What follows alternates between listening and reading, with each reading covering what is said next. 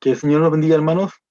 Muchas gracias, Señor, por este momento que nos permite estar en su presencia, en la comunión de los hermanos, por la salud que Él nos provee, por la bendición que Él nos da cada día de estar con vida, con salud y de estar, como dije, reunidos, ¿cierto?, en la compañía de nuestros hermanos, nuestra familia espiritual. Hermanos, quisiera seguir con el tema que he venido compartiéndoles estas últimas semanas o ocasiones que me ha tocado compartir, y desde ya les anticipo que en esta ocasión voy a ser mucho más breve que la última vez. eh, la verdad es que no me di cuenta de cómo había pasado la hora, y nos vamos a centrar, hermanos, hoy día en un episodio particular dentro de la historia del hermano José, que es el momento en el cual él se da a conocer a sus hermanos. Y me gustaría, hermanos, que leamos en el libro de Génesis, capítulo 44, versículo 12, para contextualizar esa escena. Y vamos a leer en el nombre del Padre, del Hijo y del Espíritu Santo.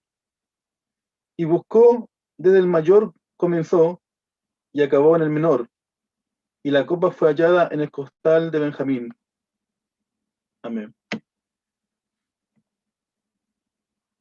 Si recordamos lo que hemos compartido, quedamos en la última ocasión, en la segunda entrevista que tuvo José con sus hermanos. Recordamos, ¿cierto?, que la primera vez que fueron a Egipto, los hermanos de José compraron, llevaron su alimento, y en el camino se dieron cuenta de que eh, el dinero con el que habían pagado estaba en sus costales, en sus sacos. Por otra parte, José, queriendo ver a su hermano Benjamín, había dejado prisionero a Simeón para que de esa manera, ¿cierto?, los hermanos tuvieran el apremio por volver a Egipto.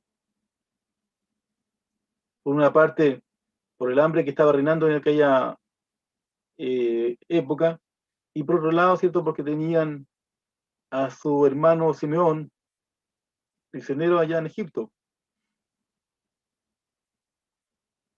Recordamos, ¿cierto?, que Jacob, cuando supo que Simeón estaba prisionero, y cuando los hermanos le contaron que José quería ver al hermano menor de ellos, que era Benjamín, ellos sin saber que era José, ¿cierto? Recordamos que Jacob se negó, y bueno, eh, Rubén por una parte quiso poner garantía para que dejaran ir a Benjamín con ellos, a sus hijos, ¿cierto? Pero no, así todo, Jacob se resistió.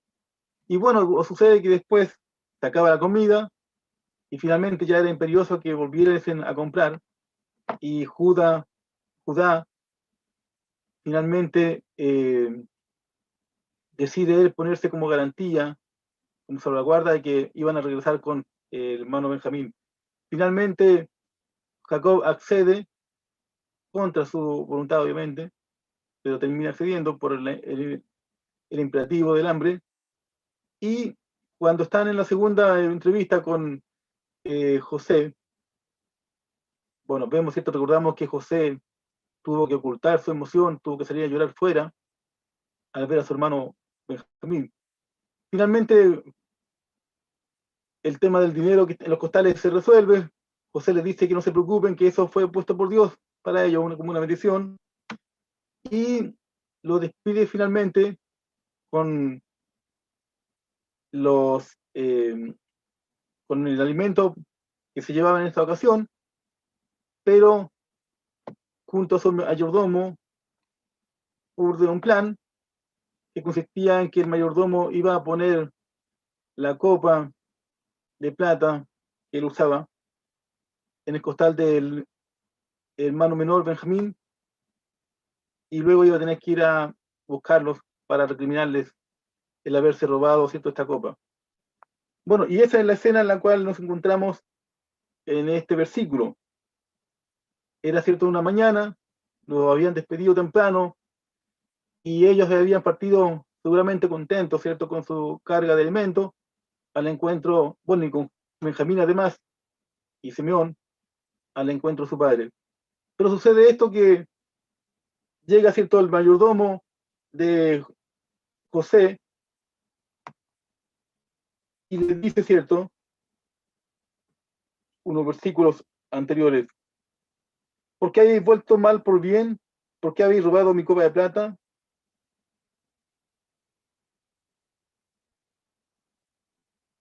Y aquí les dice: ¿cómo pues habíamos de, le responden ellos, ¿cómo pues habíamos de hurtar de casa de tu señor plata ni oro? Aquel de tus siervos en quien fuere hallada la copa, que muera, y aún nosotros seremos siervos de mi señor. Ellos, cierto, con la convicción de que era imposible que la copa pudiera estar en algunos de los costales de sus hermanos, se atreven, cierto, a señalar que si en algún costal de aquellos fuese hallada la copa, el tal muriese, y el resto de los hermanos serían siervos de José de por vida. Cuando los hermanos, cierto, se encuentran con esta sorpresa de ver el costal de Benjamín conteniendo la copa de plata de José, seguramente no podían creer el infortunio, la mala jugada que le estaba jugando el destino, y seguramente no podían entender cómo era posible que esta copa estuviese, ¿cierto?, en el costal, para peor, del hijo amado de Jacob, que era Benjamín. Seguramente hubiesen deseado que estuviese la copa en cualquiera de los costales de los otros hermanos, menos en el de Benjamín. Imagínense, ¿cierto?, el pesar que deben haber sentido al imaginar el dolor que le iban a causar a su padre. En Génesis 42, 38, cuando Jacob se negaba a que Benjamín viajara con sus hermanos, les dijo: no descenderá mi hijo con vosotros, pues su hermano ha muerto y él solo ha quedado. Y si le aconteciere algún desastre en el camino por donde vais, haréis descender mis canas con dolor al Seol. O sea, el momento ese debe haber sido pero un momento dramático para estos hombres, ver cómo el mayor de los temores que tenía su padre se estaba cumpliendo. Finalmente, ¿cierto?, como le señalé, Jacob accedió, y en Génesis 43, versículo 14, podemos ver cuando él dice, y cuando lo despide, ¿cierto? Y el Dios omnipotente os dé misericordia delante de aquel varón, y os suelte al otro vuestro hermano y a este Benjamín. Y si he de ser privado de mis hijos, séalo. Estaba ya resignado. Sin embargo, eso no significa, ¿cierto?, que sus hijos no pudiesen comprender el dolor que la pérdida de Benjamín le iba a causar al padre. Así que vemos, ¿cierto?, cómo esta situación dramática para estos varones hizo que los peores presagios que Jacob seguramente dejaba traslucir con su renuencia que Benjamín partiese con ellos, estaban a punto de cumplirse. Bueno, la situación, ¿cierto?, se torna tan difícil que no hubo más en el ánimo de estos varones, no hubo otra forma de reaccionar ante ello que con una total resignación a lo que estaban viviendo.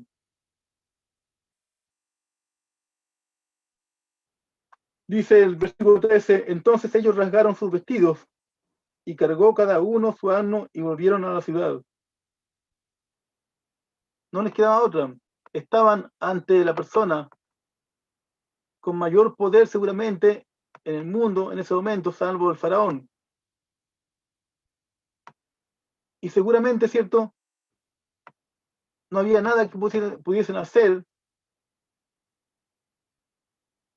para salvar la situación que estaban viviendo. Seguramente cada uno de estos hermanos pensaba, ¿cierto?, cómo podrían ver a su padre sin Benjamín. La situación era realmente dramática para ellos. Pero veamos, ¿cierto?, lo que sigue a continuación, y que esto, ¿cierto?, nos va a dar luces también acerca de cómo es la actitud de nuestro Señor Jesús con las almas y con los pecadores cuando se arrepienten. Entonces Judá se acercó a él y dijo, versículo 18, entonces Judá se acercó a él y dijo, ay, Señor mío, te ruego que permitas que hable tu siervo una palabra en oído de mi Señor, y no se encienda tu enojo contra tu siervo, pues tú eres como Faraón. Evidentemente, ellos reconocían, ¿cierto?, que no tenían nada que hacer, que estaban ante aquel que en ese momento era dueño prácticamente de sus vidas. Y estos hermanos, ellos en su conciencia, que ya había sido tratada a través de todas las situaciones por las que habían atravesado en estos viajes al encuentro de José, tenían ya la conciencia despierta, tenían la conciencia que ya estaba, ¿cierto?, intranquila, y seguramente aunque no necesitaban contar las cosas que habían vivido, esos sucesos que habían sucedido muchos años atrás. Sin embargo, esto estaba presente en sus mentes. Y así vemos, ¿cierto?, que en el capítulo 44, versículo 16, dos versículos antes de lo que leímos, Judá le dice a José, ¿qué diremos a mi señor? ¿Qué hablaremos o con qué nos justificaremos? Dios ha hallado la maldad de tus siervos. Sentían descubiertos, sentían, cierto, que aquello que habían ocultado tan largamente, aquello que habían dejado, cierto, escondido en los recuerdos, en el baúl de los recuerdos, en una memoria apagada para este efecto, estaba siendo desnudado en ese momento. Y eso, hermano, tiene que hacernos también a nosotros meditar respecto de nuestra propia iniquidad, nuestros pecados. Siempre el Señor, ¿cierto?, va a descubrir nuestra iniquidad. Siempre el Señor va a estar al tanto de nuestras faltas, de nuestros errores, nuestras culpas. En Números, capítulo 32, versículo 23, dice el Señor, y esto, ¿cierto?, en el contexto de que la tribu de Gad y de Rubén querían quedarse en el lado anterior a cruzar el Jordán para llegar a la tierra prometida. Y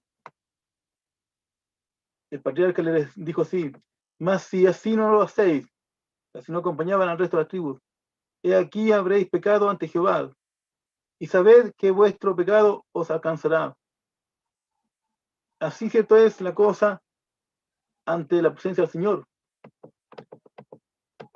Pueden pasar muchos años, como estos hermanos, cierto, podemos acallar nuestros recuerdos, podemos ocultarlos, podemos, cierto, pensar que ya nadie sabrá lo que hicimos, pero tenemos que tener claro, hermanos, que el Señor tarde o temprano traerá a la luz la verdad, y que el Señor, así como hizo, ¿cierto?, con aquel rey Belsasar, un día también puede escribir en las paredes, ¿cierto?, en medio del banquete, puede escribir aquellas palabras de juicio contra el hombre. Por eso, hermano, el pecador que no ha sido perdonado, sabemos que nunca va a estar seguro, nunca tendrá paz. Por eso es cierto que es que el saludo del cristiano es gracia y paz. Si no tenemos la gracia del Señor, que borra nuestros pecados, si no hemos tenido el encuentro con nuestro Señor y no hemos recibido ese don, ese regalo que Él nos dio, no tendremos paz. No sé si ustedes recuerdan ese poema que se llama Que el hombre no es una isla. Tiene unos versos que son bien conocidos, que dice, cuando las campanas doblan, no pregunten por quién doblan, doblan por ti. Creo que más de algunos se han escuchado esos versos. Bueno, esos versos fueron escritos por un canónigo anglicano de la Catedral de San Pablo en Londres, John Donne, y este varón contaba un caso. Él vivió en el siglo XV, en los años 1600 y tanto. Y él, mientras era, cierto, el encargado de esa catedral, en algunas excavaciones que estaban haciendo en el recinto de la catedral, encontraron restos humanos tirados de la superficie, y entre ellos había un cráneo que contenía un clavo atravesado. Y él estaba presente ahí, y cuando encuentra el cráneo y lo examina, ¿cierto?, le pregunta al antiguo sepulturero si sabía algo acerca de ese cráneo, a quién pertenecía.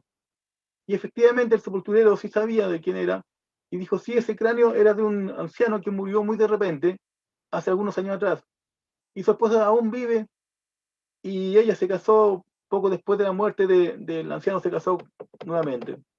Entonces, el doctor Donne, John Donne, este poeta inglés, muy famoso, como digo, en esa época, ubicó a la viuda y le enseñó el cráneo. Y cuenta, ¿cierto?, la historia que esta mujer se puso pero pálida. Después de años, sintió como el peso de la culpa la había abrumado y había sido descubierta sin que nadie se lo dijera, ¿cierto? Ella confesó que ella había dado muerte a su marido mientras éste descansaba un día. Entonces, hermanos, esa ilustración es un ejemplo de lo que muchas veces pasa en nuestra vida. Cuando tenemos asuntos pendientes con el Señor que no están resueltos, un día tendremos que dar cuenta de ellos, y un día tendremos que entender, ¿cierto?, que esos asuntos no pueden quedar ahí ante Dios, tienen que ser resueltos. Bueno, además de esto, hermanos, como les decía, estos varones sabían que no tenían nada que hacer ante el faraón, o perdón, ante José, que era el sucesor del faraón, el segundo, ¿cierto?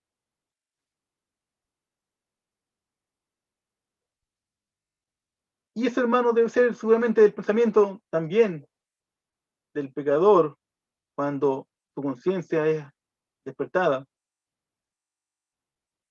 Se debe dar cuenta en las manos de quién está, en las manos de aquel cierto juez que juzgará a los vivos y a los muertos, y respecto de quien no hay nadie que pueda librarse.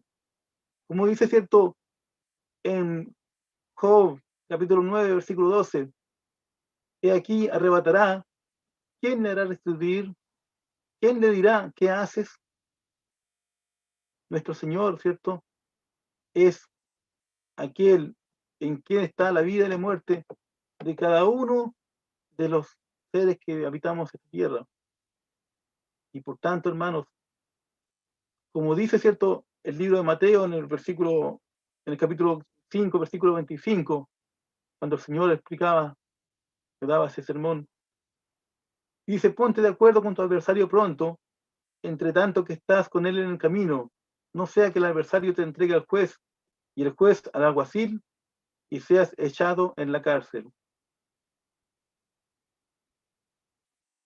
Así, cierto, como estos varones estaban frente a la persona en ese momento más poderosa del mundo, que tenía el poder sobre la vida y muerte de ellos, así también nosotros,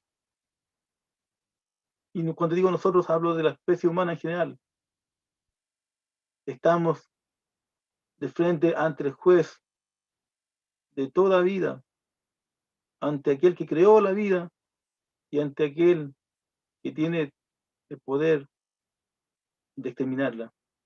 Por tanto, hermanos, sabemos que nosotros estamos a cuenta con el Señor porque hemos sido recibidos en su gracia, pero hay muchos que están en este momento bajo condenación y que un día tendrán que enfrentarse ante ese juez, y respecto de los cuales nosotros tenemos, hermanos, el mandato de ir y predicarles, de anunciarles la buena nueva, de anunciarles esta buena noticia de salvación.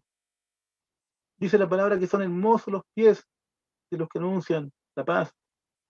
Por tanto, hermanos, no nos descuidemos este llamado, no lo olvidemos, aunque estemos, ¿cierto? Como decía nuestro hermano Pablo al comenzar, en una situación excepcional en la cual las cosas se hacen de una manera distinta.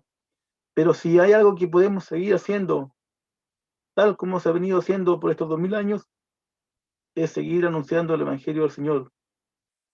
Así que, hermanos, que esto nos sirva también a nosotros de testimonio para que, así como el Señor trató con estos varones, con estos hombres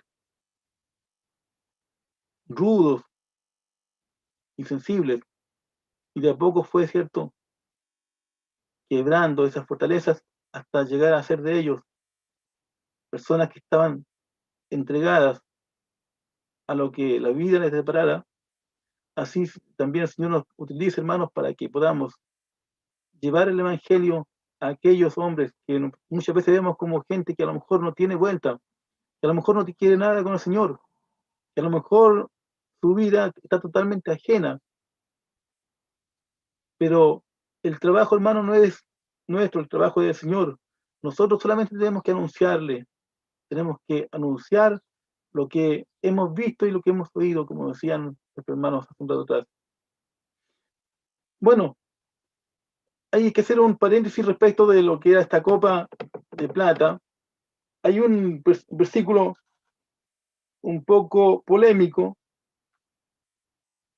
En el versículo 15 dice: y les dijo José: ¿qué acción es esta que habéis hecho? ¿No sabéis que un hombre como yo sabe adivinar? Y esto haciendo referencia, ¿cierto?, a esta copa, que era justamente una copa que se usaba para adivinar. Esto, para las personas, ¿cierto?, que han estudiado historia antigua, saben que era una tradición o una práctica común entre los reyes y los gente de alto rango de la antigüedad, de usar una copa de plata con la cual hacían adivinación. De hecho, hay variados testimonios en literatura acerca de este tipo de copas. Homero menciona esta copa cuando, la copa de Néstor, ¿cierto?, cuando hace sus cantos.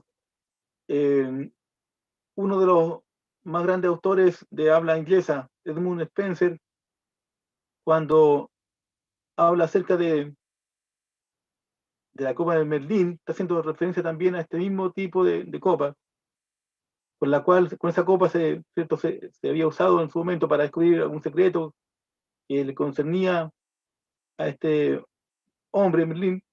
Bueno, en general, eran las copas que de alguna manera mostraban distinción para las personas que estaban en alto rango. Y José, con ese mismo propósito, seguramente también tenía este tipo de copa. Ahora, no significa esto, ¿cierto?, que usara esa copa para hacer adivinación, porque sabemos que José era una persona que dependía completamente de Dios y que confiaba todo al Señor. Pero es cierto, era una copa que le daba distinción en su rango que había sido instituido.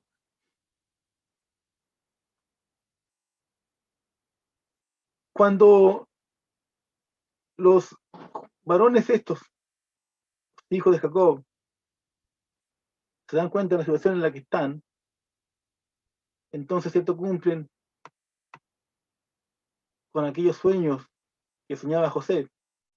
En Génesis 44, versículo 14, dice: vino Judá con sus hermanos a casa de José, que aún estaba allí, y se postraron delante de él en tierra. Ahí, cierto, vemos cómo se cumplía aquellos sueños donde José veía que él tenía una gavilla, ¿cierto?, y ante las cuales las gavillas de sus hermanos y de sus padres y madres se inclinaban.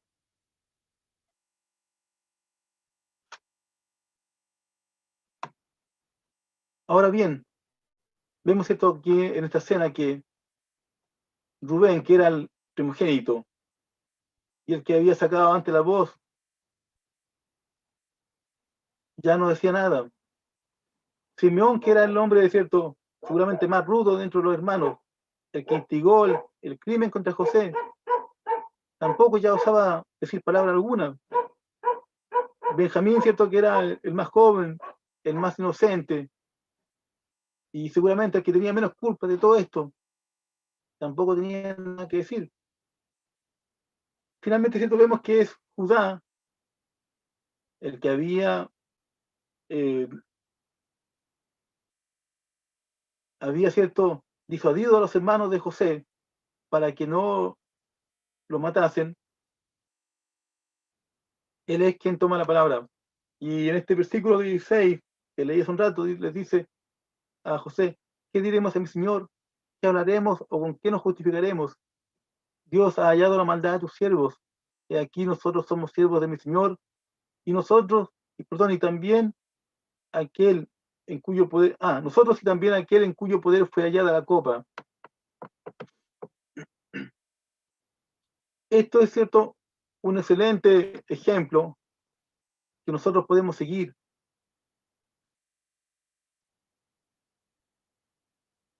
Ellos no tenían ni idea, ¿cierto?, lo que estaba pasando en el corazón de José. No tenían ni idea de la bondad que seguramente sentía José en ese momento por ellos.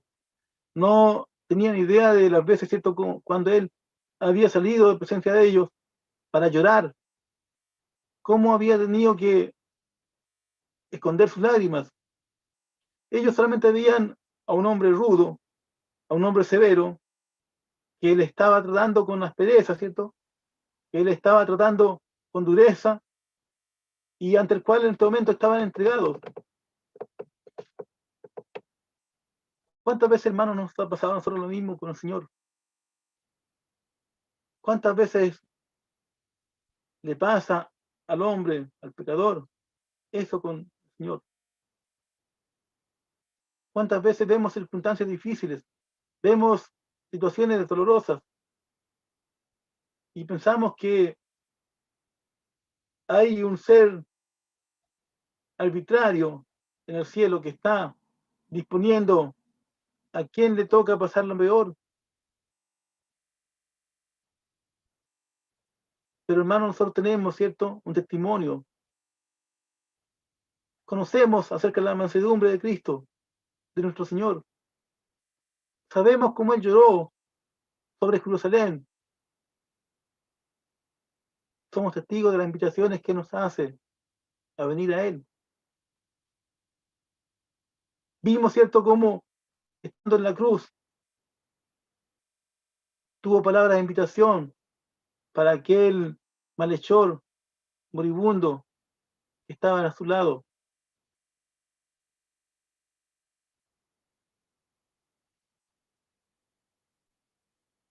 Por esa razón, hermanos, no debemos temer cuando nos dejamos, ¿cierto?, llevar hacia su misericordia. No necesitamos, hermanos,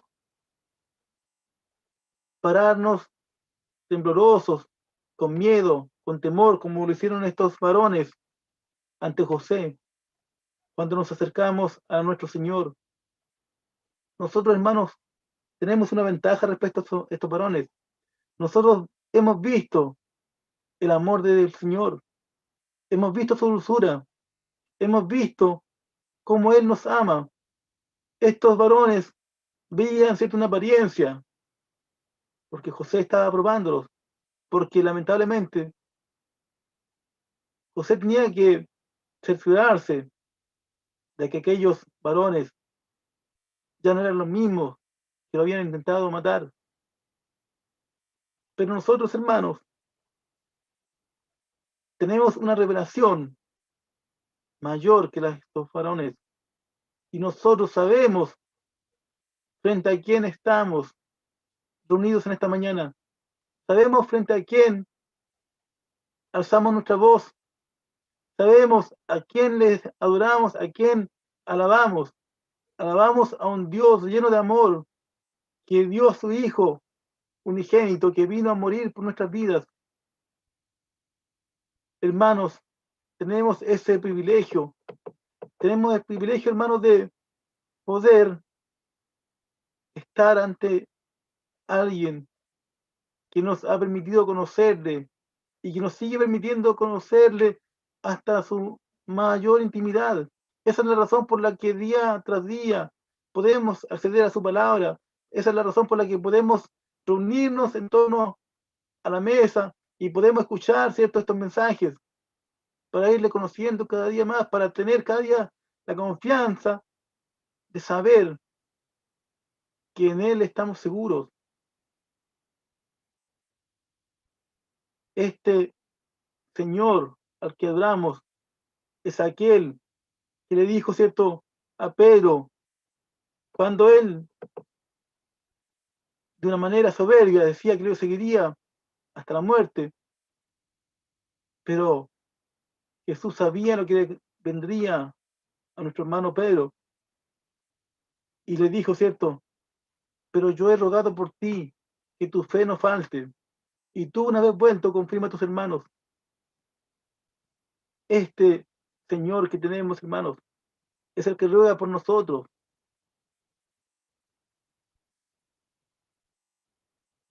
Si un hombre rudo como era Judá podía en esa, ¿cierto?, declaración dramática que hace, esa confesión dramática que hace ante José, podía rogar por su hermano, cuánto más podemos estar seguros de que nuestro Señor ruega por nosotros día tras día, porque dice, cierto, en Hebreos 7:26, porque tal sumo sacerdote nos convenía, santo, inocente, sin mancha, apartado de los pecadores y hecho más sublime que los cielos. Y ese sumo sacerdote, hermanos, es aquel que ruega por nosotros día tras día. Ese sumo sacerdote es aquel que está cada día pendiente de nuestras dificultades, de nuestras flaquezas, de nuestras angustias. Y está aquí para consolarnos, para fortalecernos, para darnos vida y vida en abundancia.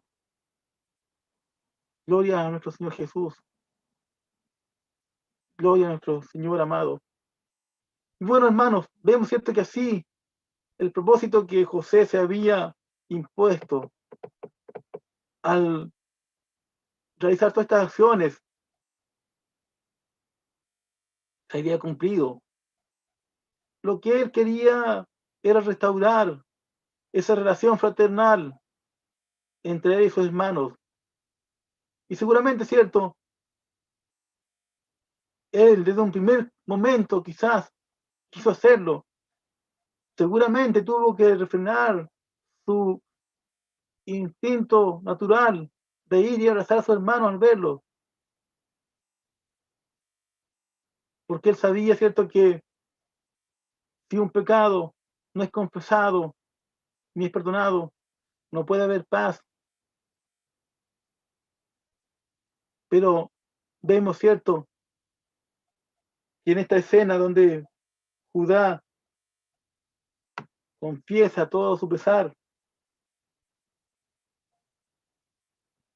ustedes la pueden leer del versículo 18 en adelante, ya estaba cierto propósito cumplido. Ya él podía darse a conocer a sus hermanos, porque ya había visto cómo el corazón de ellos había cambiado. Ya había visto cómo el trato al cual ellos habían sido sometidos había probado que estas personas habían tomado la opción del arrepentimiento. Seguramente el hermano José, desde la primera vez que vio a sus hermanos, quiso abrazarles, quiso besarles,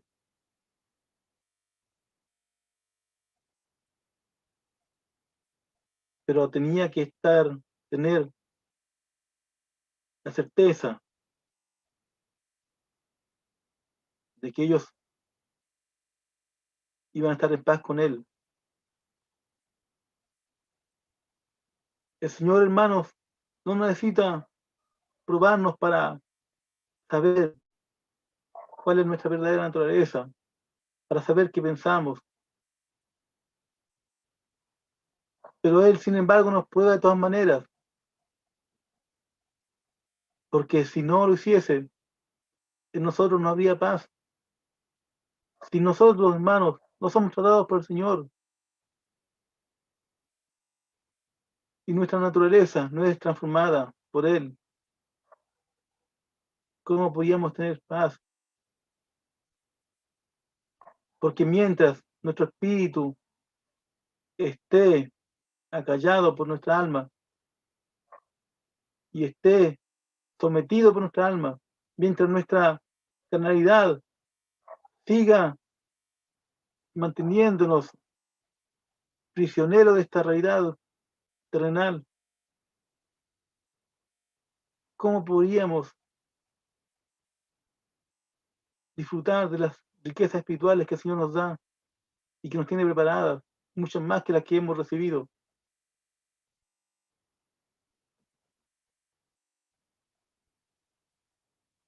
Cuando los hermanos de Judá, ¿cierto?, vieron que Benjamín tenía la copa, seguramente podían haber sentido enojo contra Benjamín y podrían haber culpado a Benjamín, que era el causante de esta situación surrealista en la que estaban pasando, viviendo. Y podían haber quizás odiado a Benjamín, tanto como odiaban en su momento a José. Pero vemos cierto que, aunque era Benjamín el que supuestamente los había puesto en desgracia en ese momento, estos hombres ya habían sido tratados por el Señor.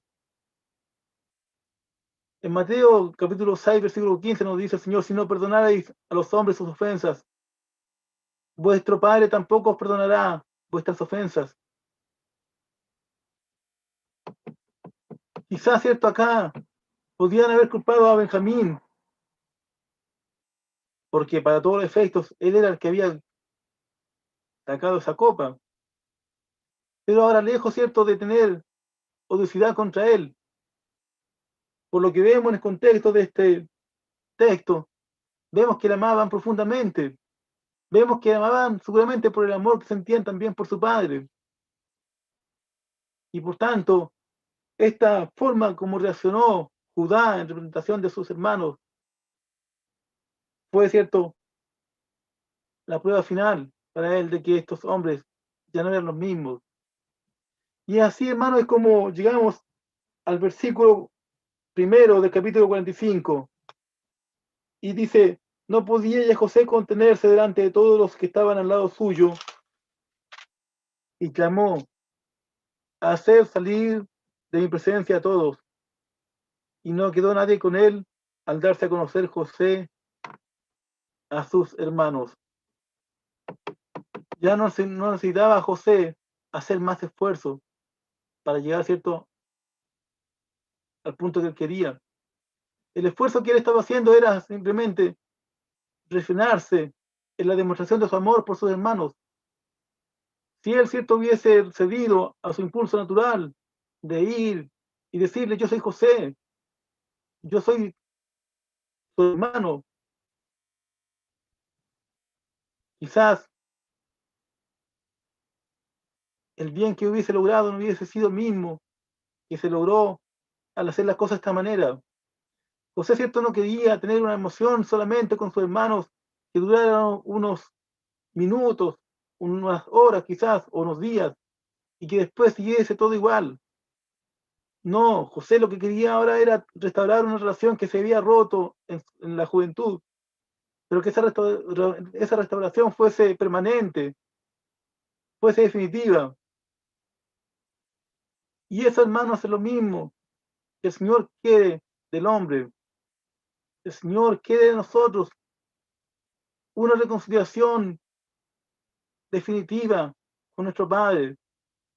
El Señor quiere que nosotros, y cuando digo nosotros nuevamente estoy hablando de la especie humana, porque sabemos que esto quizás para todos nosotros ya es un hecho, pero si hay alguien que no lo ha vivido así, entiéndalo. Debemos ser reconciliados con nuestro Señor, con nuestro Padre Celestial. Y la reconciliación solamente pasa por Jesús, nuestro amado Señor y Salvador.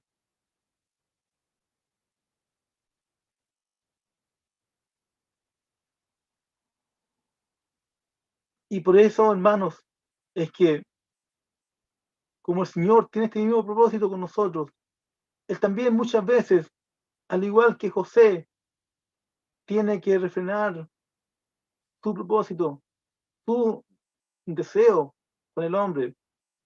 Recordemos, ¿cierto?, cómo le reclamaron la semana de Lázaro, que si él hubiese ido antes a visitar a Lázaro y no se hubiese tardado esos 2 días que se tardó, Lázaro no hubiese muerto. Pero Jesús tenía en mente algo mucho mayor, que era glorificarse, ¿cierto?, a través de la vida de Lázaro, que era mostrar su poder en ese varón. Y para eso tuvo que esperar que sucediera algo doloroso, que era la muerte de Lázaro. Pero aquello era, cierto, el preludio para algo glorioso, que era su resurrección. Por tanto, hermanos, el Señor hace eso con el hombre para que pueda conocerle, pero también hace eso muchas veces con nosotros, para que sigamos conociéndole, para que sigamos siendo tratados cada día en nuestra naturaleza, porque somos nosotros, hermanos, los que tenemos que ser tratados. Mientras haya un velo entre Él y nosotros, seguiremos siendo probados, seguiremos siendo refrenados en cierto modo por nuestro Señor. Pero llegará el día, hermanos, que como dice Oseas 6:3, llegará el día en que conoceremos y proseguiremos en conocer a Jehová, como el alba está dispuesta a su salida, y vendrá a nosotros como la lluvia tardía y temprana a la tierra. Llegará el día, hermanos, en que vamos a conocer cara a cara a nuestro Señor. Estaremos frente a Él en intimidad y tendremos una comunión que no hemos tenido todavía en esta tierra.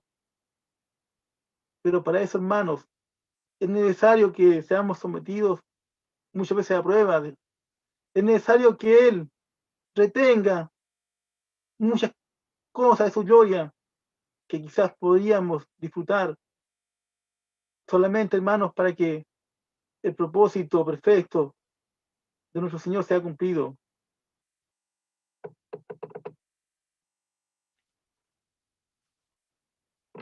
Y el hermano José, ¿cierto?, clamó y dijo, hacer salir de mi presencia a todos. Y no quedó nadie con él. También eso, hermanos, es algo que debemos meditar. Cuando José dijo esto, ¿cierto?, no, actuó con gran delicadeza porque no quiso comprometer a sus hermanos frente a esta gente que lo rodeaba, que era gente pagana. Y deseaba, ¿cierto?, hablar con sus hermanos sin filtros, con una intimidad completa, usando palabras que quizás la gente, ¿cierto?, los cortesanos que le rodeaban no iban a entender. Era un momento de intimidad. Y dice cierta palabra que no se quedó ninguno con José cuando él se dio a conocer a sus hermanos. Así también, hermanos, sucede con nosotros y debe suceder con nosotros muchas veces. Si queremos conocer a Cristo, muchas veces tenemos que estar en soledad frente a Él. Si queremos conocerle, muchas veces estaremos solos frente a nuestro Señor. No estará el pastor, el anciano, el amigo, el hermano. Hay momentos en los cuales todos deben salir y el Señor trata cara a cara con nosotros. Hay disfrutes en el Señor y también hay pesares y amarguras en las cuales tendremos que estar solos frente al Señor. Así cierto como Pedro cuando se encontró con su maestro después de resucitar, según 1 Corintios 15:5 dice, que apareció a Cefas, Pedro, y después a los 12. Así cada uno de nosotros y cada hombre tiene que encontrarse a Cristo o encontrarse con Cristo a solas. Que el Señor, hermano, nos permita reconocer cuando estamos siendo tratados por el Señor, quizás sin el apoyo que quisiésemos de hermanos, de ancianos, de amigos, debamos, cierto, reconocer cuando estamos siendo tratados para conocer más íntimamente a nuestro Señor.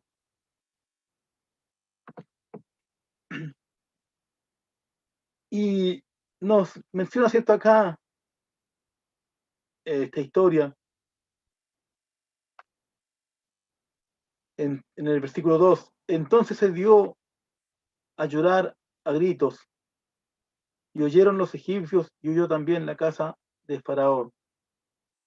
Imaginemos, hermanos, cuánta emoción tenía reprimida este hermano José, cuánta emoción estuvo reprimiendo por días, semanas, quizás cuántas veces, ¿cierto? La ansiedad le embargó, quizás cuántas veces dudó si debió habernos dejado ir sin haberles dicho quién era.